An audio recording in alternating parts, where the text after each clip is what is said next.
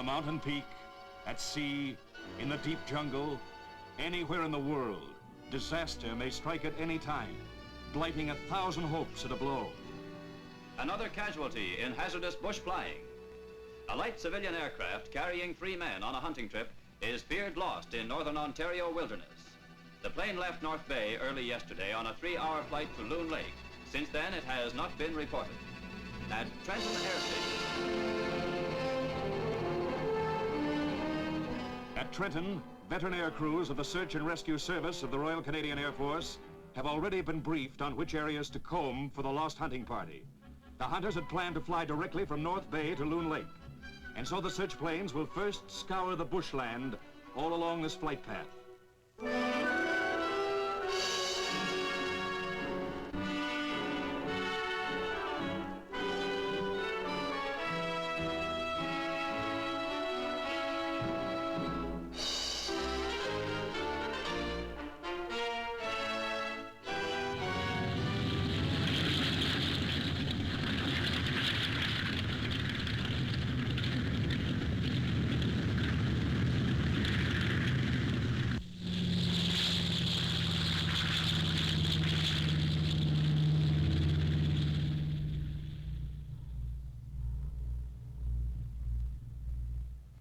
In this crisis, the Search and Rescue Service's vast network of human and mechanical skills is swiftly mobilized for the task of locating a tiny hunting party lost in 500,000 miles of bush.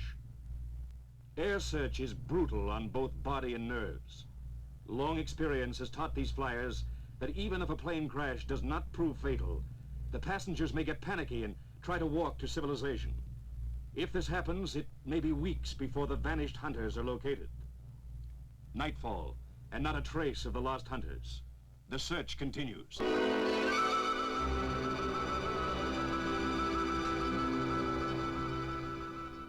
Far from the Loon Lake country, Halifax Search and Rescue Center picks another sharp cry out of the air. This time it's a sick fisherman who needs help. Even though its international agreements cover only aid to aircraft in distress, since 1947, the Search and Rescue Service of the Royal Canadian Air Force has been helping all disaster victims.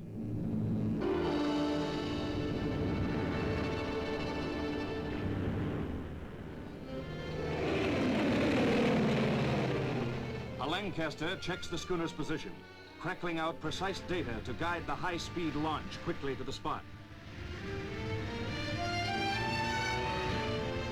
The Navy doctor and nurse realize that the patient needs immediate surgery, ashore in a hospital, not here on the heaving Atlantic.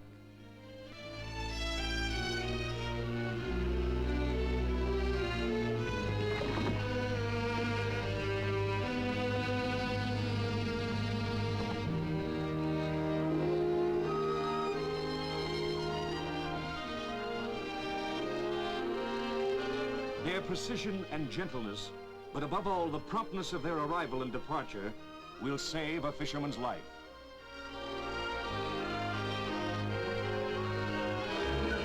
At this very moment, in remote Baffinland, a mercy flight from the Goose Bay Search and Rescue Station brings doctors to treat an ailing Eskimo boy. The Mountie who radioed for them to come acts as interpreter.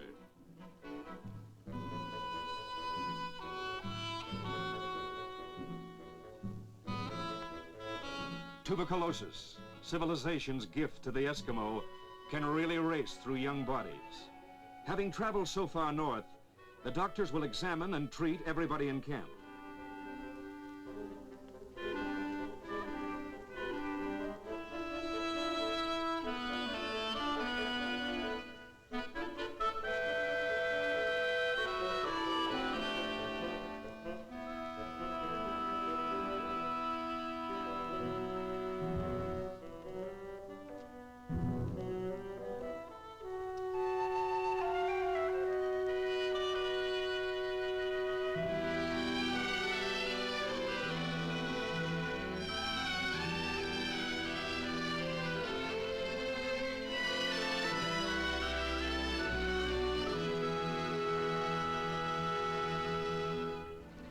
Back at Trenton, the hunting party is still listed as missing without trace. The crisis is mounting hourly. A search plan is drafted using every ounce of the airman's search savvy and common sense. And every possible plane is commandeered to comb the bush at treetop level.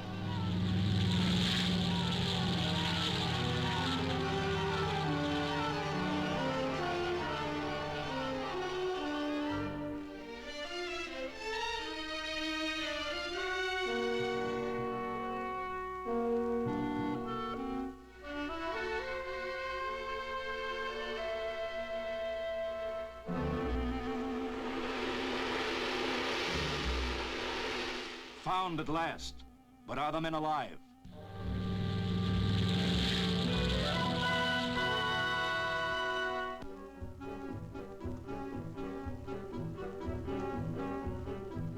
Minutes later, the jump ship appears in answer to the urgent radio message.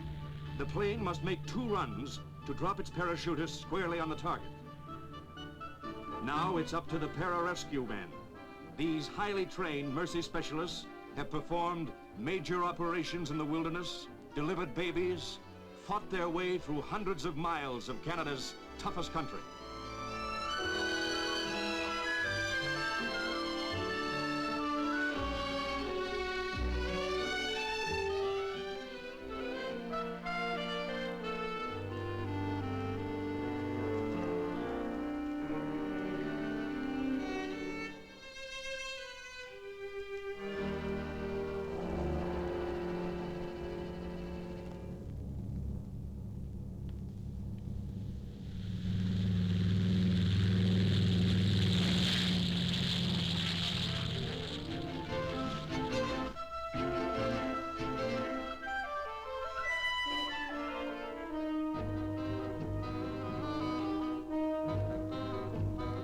A flying drugstore, they call this pararescue kit.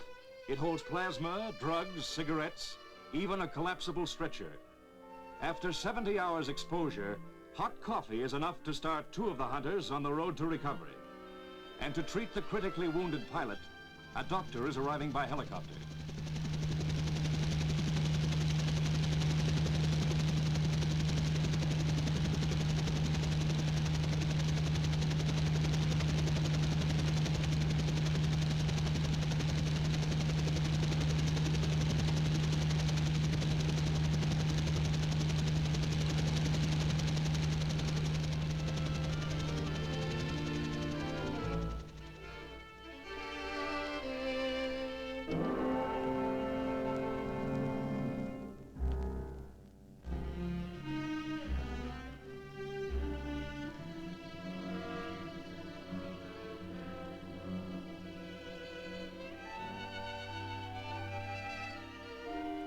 The doctor has a tough decision to make. Should he operate now or risk moving his patient to a hospital? Nothing can be done in this swamp, he decides.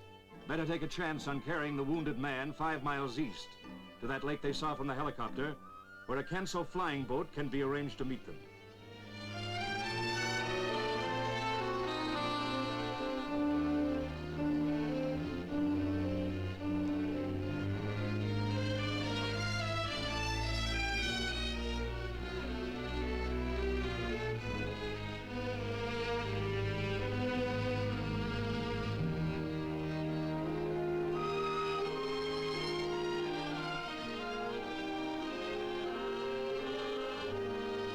Typical of the extreme care taken with rescued patients, an M indicates that he's had enough morphine to dull his pain.